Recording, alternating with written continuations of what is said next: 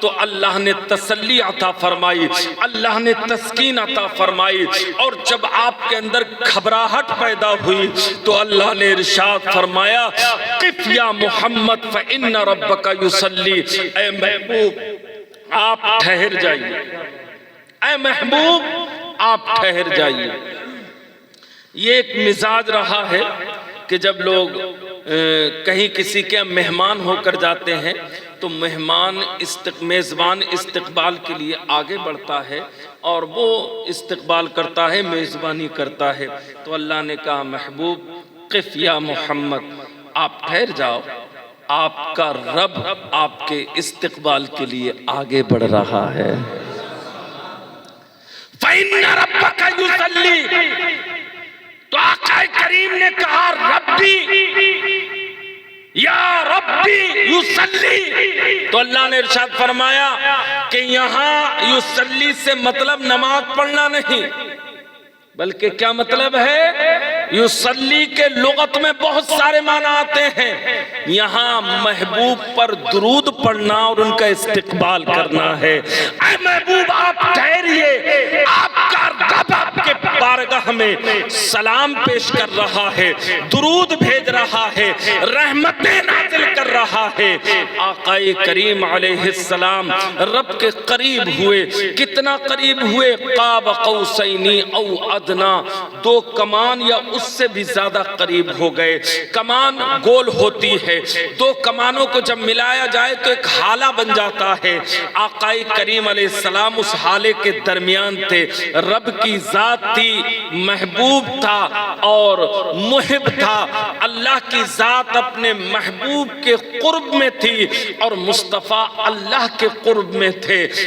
راز و نیاز کی باتیں چل رہی تھی، محبوب کو شرف لقاء عطا فرمایا گیا تھا، اللہ نے اپنے محبوب کو ملاقات کا شرف بخشا تھا۔ کتنے بڑے فضل کی بات ہے کہ اللہ جسے اپنا دیدار عطا فرما دے اس کی شان کیا ہو۔ حضرت آمنہ جو نبی پاک صلی اللہ علیہ وسلم کی والدہ ہیں، جب میرے آقا پیدا ہوئے تو حضرت آمنہ نے کیا کہا کہ سرکار جب تشریف لائے تو میرے جسم سے ایک نور نکلا اور اس نور سے ملک شام کے محلات روشن ہو گئے، جبکہ ملک شام مکے سے سینکڑوں میل کی دوری پر ہے، ایک آدھ ہزار میل کی دوری پر ہے وہاں سے ملک شام۔ حضرت آمنہ کہتی ہیں میں نے نبی کے نور میں وہ ملک شام کے محلات دیکھ لیے تھے۔ کس نے؟ حضرت آمنہ نے۔ حضرت آمنہ نے اللہ کے نبی کے نور کے پرتب میں ملک شام کے محلات دیکھ لیے تھے۔ اور جس ذات نے اللہ کو دیکھا ہو، جس ذات نے اللہ کا دیدار کیا ہو، جو سراپا نور ہو، اس کی نگاہوں سے کون سی چیز پوشیدہ رہ سکتی ہے؟ اگر توجہ ہو تو ایک نقطہ آپ کے گوش گزار کیے دیتا ہوں۔ حضرت موسیٰ علیہ السلام اللہ سے ہم کلام ہوئے، اللہ سے ہم کلامی اتنی زیادہ مٹھاس والی تھی کہ عرض کرنے لگے اللہ تیرا کلام جب اتنا میٹھا ہے تو تیرا دیدار کتنا حسین اور پیارا ہوگا، میں تیرا دیدار کرنا چاہتا ہوں۔ اللہ نے کہا نہیں، تمہارے اندر وہ صلاحیت نہیں، تمہاری آنکھوں میں وہ طاقت نہیں ہے کہ تم میرا دیدار کر سکو، تم نہیں کر پاؤ گے میرا دیدار، لیکن ضد کی اے اللہ میں تیرا دیدار کرنا چاہتا ہوں۔ تو کہا ٹھیک ہے، اگر تم دیدار کرنا چاہتے ہو تو طور پہ آ جانا، میں تمہیں وہاں ڈائریکٹ نہیں انڈائریکٹ دیدار کروں گا، تم طور کو دیکھنا، طور پر میں اپنی تجلی ڈالوں گا اور تم میرا دیدار کر لینا۔ فلما تجلی ربہ للجبل جعلہ دکا وخر موسیٰ صعقا، اللہ نے قرآن میں اس کو بیان کیا، حضرت موسیٰ نے تجلی کی طرف دیکھا تو بے ہوش ہو کر گر پڑے اور دیدار کی تاب نہ لا سکے۔ جب ہوش آیا تو حالت یہ تھی کہ موسیٰ علیہ السلام کو جو دیکھتا وہ اندھا ہو جاتا، یہ حالت تھی۔ چہرے پر لوہا یا لوہے کی کوئی زرہ وغیرہ لگا لو، لوہے کی زرہ وغیرہ لگائی گئی، وہ بھی اس نور کی تجلی کی وجہ سے پگھل کر گر گیا۔ اللہ اکبر کبیرہ۔ یہاں تک کہ آپ کی جو اہلیہ تھی حضرت صفورہ، جو حضرت موسیٰ کی بیوی تھی، انہوں نے آپ کو دیکھا تو وہ بھی نابینا ہو گئیں، مگر آپ نے ان کے لیے دعا فرمائی تو اللہ نے ان کی بینائی کو واپس فرما دیا تھا۔ تو حضرت موسیٰ سے لوگ پوچھا کرتے تھے، اے موسیٰ علیہ السلام، آپ نے جب کوہ طور کو دیکھا تو آپ کو کیا حاصل ہوا؟ تو کہا اور باتیں تو چھوڑو، میری آنکھوں کی بینائی کا یہ عالم ہے کہ میرے گھر سے 60 میل کی دوری پر اندھیری رات میں کسی بڑے پہاڑ کی چوٹی پر ایک کالی چونٹی چل رہی ہو، میں اسے بھی دیکھ لیتا ہوں، میں اسے بھی دیکھ لیتا ہوں۔ جب حضرت موسیٰ نے اللہ کی تجلی دیکھی، اللہ کی تجلی کا بہت لاکھواں حصہ کہہ لو یا کچھ بھی کہہ لو، کروڑواں حصہ کہہ لو، وہ تجلی دیکھی تو ان کی آنکھوں کی روشنی کا یہ عالم کتنی میل دوری پر پہاڑ کے اوپر رات کی اندھیری میں چونٹی کو چلتے ہوئے دیکھ لیتے ہیں۔ تو جس ذات نے سراپا خدا کو دیکھا ہو، معراج میں مصطفیٰ نے جس اللہ کو اپنے ماتھے کی آنکھوں سے دیکھا ہو، اس مصطفیٰ کی نگاہ کا عالم کیا ہوگا؟ میرے اعلیٰ حضرت کہتے ہیں جس طرف اٹھ گئی دم میں دم آ گیا، اس نگاہ عنایت پہ لاکھوں سلام۔ تو آقا کریم علیہ السلام کی شان کا عالم کیا ہوگا؟ وہ صرف ایک پرتب تھا، ایک جھلک تھی، ایک جھلک دیکھی تو یہ عالم تھا ان کی آنکھوں کا۔ تو جس نے رب کو سراپا دیکھا، جس نے ماتھے کی آنکھوں سے دیکھا، اس ذات محمد کی شان کیا ہو سکتی ہے؟ اب اللہ کے نبی صلی اللہ علیہ وسلم اللہ کے قرب میں ہیں۔ اللہ نے ارشاد فرمایا محبوب کیا لائے ہو ہمارے لیے؟ تو کہا اللہ تیری بارگاہ میں 3 تحفے لے کے آیا ہوں، التحیات لایا ہوں، والصلوات لایا ہوں، والطیبات لایا ہوں، 3 چیزیں میں لے کر آیا ہوں۔ تو اللہ نے کہا 3 تحفے ہماری طرف سے بھی لے کے جاؤ، السلام علیکہ ایہا النبی ورحمت اللہ وبرکاتہ، یہ 3 تحفے ہماری طرف سے لے کے جاؤ۔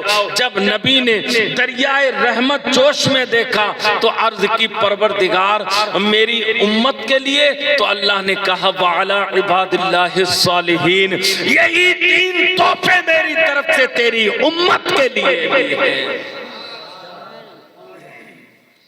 تو اللہ نے اپنے محبوب کو یہ 3 تحفے عطا فرما دیے تھے۔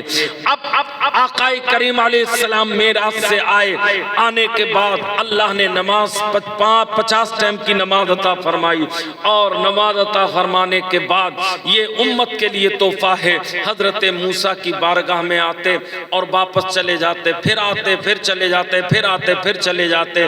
یہ آپ نے 12 تقریروں میں سنا ہوگا، مصطفیٰ جاتے رہے 5 نمازیں کم ہوتی رہی، جاتے رہے کم ہوتی رہی، یہاں تک کہ 5 باقی رہ گئیں۔ تو اللہ نے کہا محبوب ہم نے نمازیں ضرور کم کر دی ہیں مگر ثواب اتنا ہی دیا جائے گا، ہر نماز میں 5 نمازوں کا ثواب دیا جائے گا، لہذا ثواب میں کوئی کمی نہیں ہے، نمازیں تم 5 پڑھو گے مگر ثواب 50 کا دیا جائے گا۔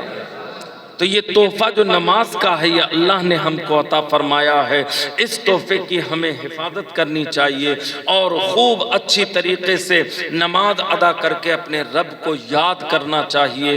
تو میں عرض کر رہا تھا سوشل میڈیا پر ایک شوشہ اور اٹھا ہوا ہے، وہ حدیث لاتے ہیں حضرت عائشہ صدیقہ رضی اللہ تعالی عنہا سے، اور حضرت عائشہ فرماتی ہیں کہ وہ لوگ جھوٹے ہیں جو یہ کہتے ہیں کہ اللہ کے نبی نبی نے اپنی آنکھوں سے اپنے رب کو دیکھا، وہ جھوٹ بولتے ہیں اور اللہ کے نبی پر بہتان لگاتے ہیں، حالانکہ حدیث سے ثابت ہے کہ اللہ کے نبی نے رب کو ماتھے کی آنکھوں سے دیکھا۔ طبرانی شریف کی حدیث پاک ہے، رأیت ربی مرتین بعینی و قلبی۔ آقا کریم علیہ السلام فرماتے ہیں میں نے اپنے رب کو 2 مرتبہ دیکھا، ایک مرتبہ ماتھے کی آنکھوں سے دیکھا اور ایک مرتبہ دل کی نگاہ سے اپنے رب کا دیدار کیا ہے۔ تو میں آپ کو بتانا چاہتا ہوں جو لوگ یہ اعتراض کرتے ہیں وہ اعلیٰ قسم کے جاہل اور بے وقوف ہیں، اس لیے کہ معراج مکے میں ہوئی تھی اور حضرت عائشہ کا نکاح مدینے میں ہوا تھا۔ تو عائشہ کو کیا معلوم کہ اللہ کے نبی کو اللہ کا دیدار کیا ہے یا نہیں کیا ہے؟ وہ تو ویسے ہی کہہ رہی تھی کہ جب سے میرا نکاح ہوا ہے تب سے اللہ کے نبی نے اپنے ماتھے کی آنکھوں سے اللہ کو نہیں دیکھا ہے۔ تو ہم بھی اس بات کو کہتے ہیں، لیکن مکے میں یہ معراج ہوئی تھی، لہذا اللہ کے نبی نے اللہ کو اپنے ماتھے کی آنکھوں سے دیکھا۔ اللہ نے یہ آپ کو شرف عطا فرمایا ہے۔ اس کے بعد آقا کریم علیہ السلام معراج سے تشریف لے آئے۔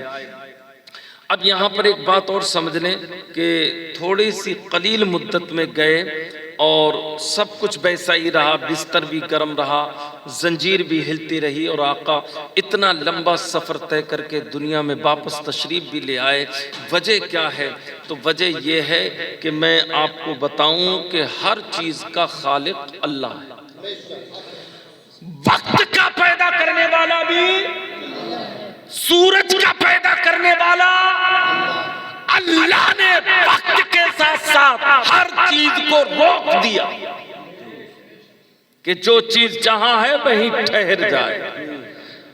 ہر چیز وہیں ٹھہر گئی، رک گئی۔ اب مثال کیا ہے؟ کیسے دلیل سے پتہ چلے کہ اللہ روک دیتا ہے؟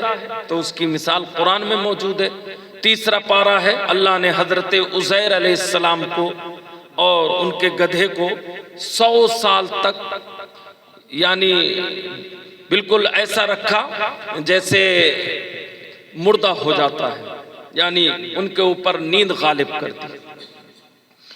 300 سال تک اصحاب کہف غار کے اندر سوتے رہے، لیکن جب بیدار ہوئے تو انہوں نے کیا کہا؟ لوگوں نے پوچھا کب سے سو رہے ہو؟ تو کہا ابھی تو لیٹے تھے عصر کے بعد، ابھی عصر کے بعد لیٹے تھے اور مغرب میں تم نے اٹھا دیا، اور 300 سال تک سوتے رہے۔ بات سمجھ میں آ رہی ہے؟ اللہ وقت کو روک دیتا ہے۔ آپ اللہ کی بات چھوڑیں، میرا عقیدہ تو یہ ہے میرے نبی وقت کو روک دیتے ہیں، میرے مصطفیٰ نے وقت کو روک دیا ہے۔ اگر دلیل سننی ہے تو سنو، مقام صحبہ میں علی کی نماز قضا ہوئی تھی عصر کی، مصطفیٰ نے سورج کو کہا ٹھہر جا، وقت رک گیا۔ اعلیٰ حضرت کہتے ہیں سورج الٹے پاؤں پلٹے، چاند اشارے سے ہو چاک، اندھے نشتی دیکھ لے قدرت رسول اللہ کی۔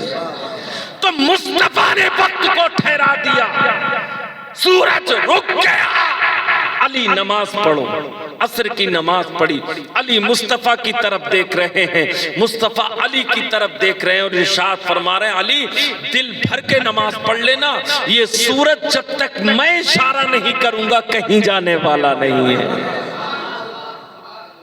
تو پتہ یہ چلا جب محمد آقا کریم علیہ السلام وقت کو روک سکتے ہیں تو اللہ کی ذات تو خالق ہے، خالق ارض و سما ہے، وقت کو اسی نے پیدا کیا ہے، وہ چاہے تو وقت کو روک دے۔ اس نے ہر چیز کو جو جہاں تھی وہیں روک دیا اور پوری سیر مصطفیٰ کی کرائی، معراج کرائی، اور جہاں جہاں لے جانا تھا لے جایا گیا اور واپس بھیجا گیا، اور پھر اللہ نے کہا جو چیز جہاں رکی تھی وہیں سے شروع ہو جائے۔ تو اس لیے بستر گرم تھا وہ وہیں سے شروع ہوا، زنجیر ہل رہی تھی وہ وہیں سے شروع ہوئی، وضو کے پانی کے قطرات ٹپک رہے تھے وہ وہیں سے شروع ہوئے۔ تو پتہ یہ چلا کہ اللہ ہر چیز پر قادر ہے، وہ جسے چاہے جیسے نواز دے، یہ اس کی قدرت کاملہ ہے۔ اور پھر معراج تو میرے نبی کا اعلیٰ درجے کا معجزہ ہے، اور معجزہ کہتے ہی اسے ہیں جو عقل میں نہ آئے۔ بس آخری بات کہہ کے میں اپنی گفتگو ختم کروں گا۔ ایک روایت میں نے پڑھی تھی، آقا کریم علیہ السلام جب معراج سے تشریف لائے تو ابھی صرف معراج سے آئے ہی تھے، بس آ کے جیسے کہتے ہیں نا کوئی آ کے بیٹھا ہی ہو، آئے تھے کہ آپ نے دیکھا ایک بڑھیا آٹا لیے کھڑی ہے، اور بہت کمزور ہے، بیمار ہے، نحیف ہے، اور کپ کپا رہی ہے، رو رہی ہے۔ آقا کریم اس کے پاس گئے اور کہا کیا پریشانی ہے؟ کہا مجھے میری طبیعت خراب ہے، میرے اندر اتنی طاقت نہیں کہ میں اس آٹے کو لاد کر مالک کے گھر تک لے جا سکوں، اور میں تاخیر ہو گئی، مجھ سے لیٹ ہو گئی، لہذا اب مجھ کو ڈر ہے کہ اب میں لے کے جاؤں گی تو میرا مالک مجھے ڈانٹے گا۔ تو نبی پاک صلی اللہ علیہ وسلم نے فرمایا اگر آپ کہیں تو میں آپ کے مالک سے آپ کی سفارش کیے دیتا ہوں۔ سرکار نے اس بڑھیا کے آٹے کو اٹھایا اور خود ساتھ ساتھ تشریف لے گئے۔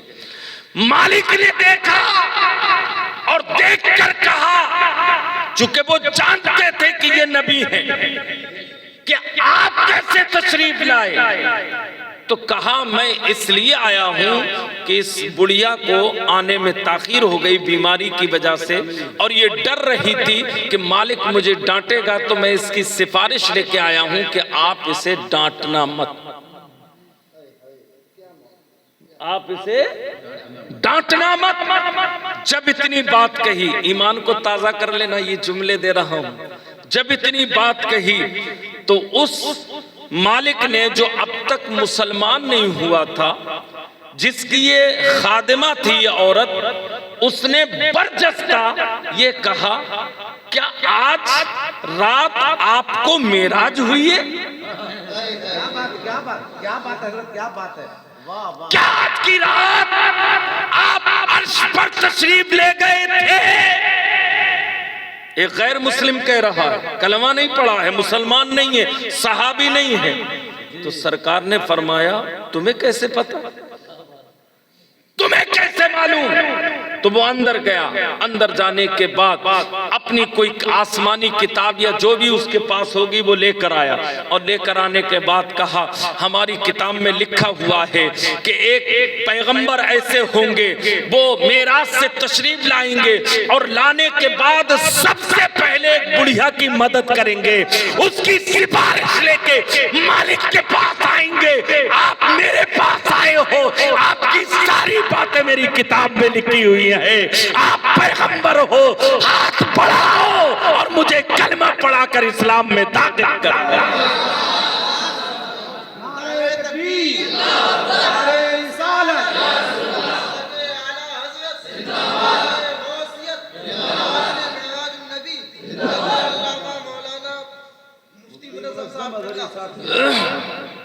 تو یہ میرے آقا کریم علیہ السلام کی شان تھی کہ غیر مسلم بھی آپ کی معراج کی تصدیق کر رہا تھا۔ آقا کریم علیہ السلام نے بہت جنت کا معائنہ کیا، جہنم کے حالات دیکھے۔